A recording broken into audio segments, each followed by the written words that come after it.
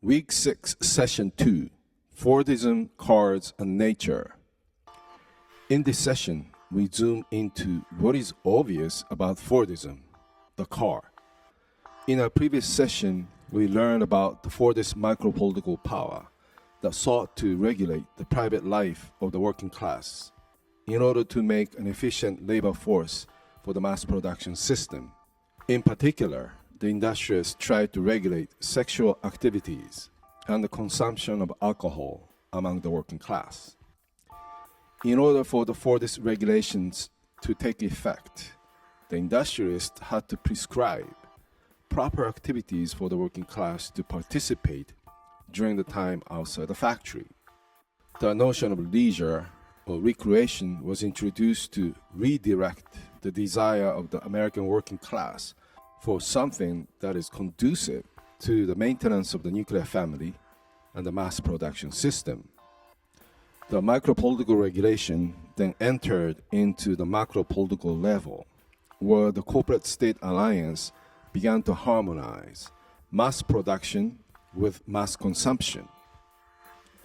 Alexander Wilson's chapter, The View from the Road, shows us the formative process of an automobile-centric society in the post-war era, where cars had shaped not only the ways in which the working class traveled, but also the ways in which it perceived nature, happiness, social mobility, and individualism. The making of the car-centric society required the tight coordination between corporations and the state. The highway system was initiated under the paradigm of permanent war economy in the name of national defense. The state streamlined the gasoline tax to highway constructions to expand a national network of highways. Laying down the infrastructure supported the use and consumption of cars. The network of highway penetrated into the natural landscape, which in turn allowed the emergence of a new type of recreation, where the people can experience nature in a more private setting. Accordingly, tourism, previously proper to the elite class, became affordable and private as the car and camping technologies merged.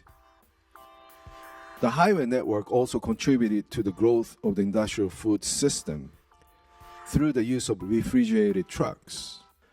It enabled the transportation of food from the growing sites to the retail outlets, which contributed to the development of supermarkets and also to the homogenization of the American diet.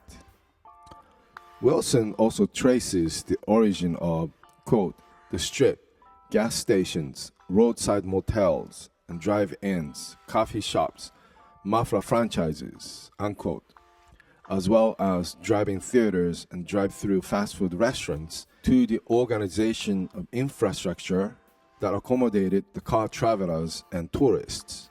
The lifestyle generated by the Fordist society has profound ideological effects on the working class.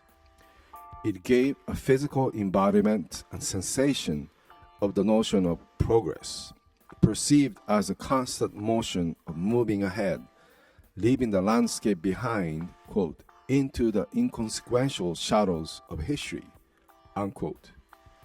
It also provided a 3D experience of the myth of frontier individualism, quote, an individual hero on the road, pushing back the frontiers and discovering the land for himself, unquote.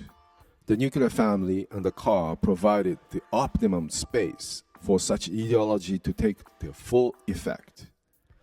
While the car served as one of the most formidable ideological apparatuses of the corporate state alliance, it also provided a conceptual space for the counterculture to emerge, as seen in Jack Kerouac's seminal novel On the Road, which produced the beatnik generation.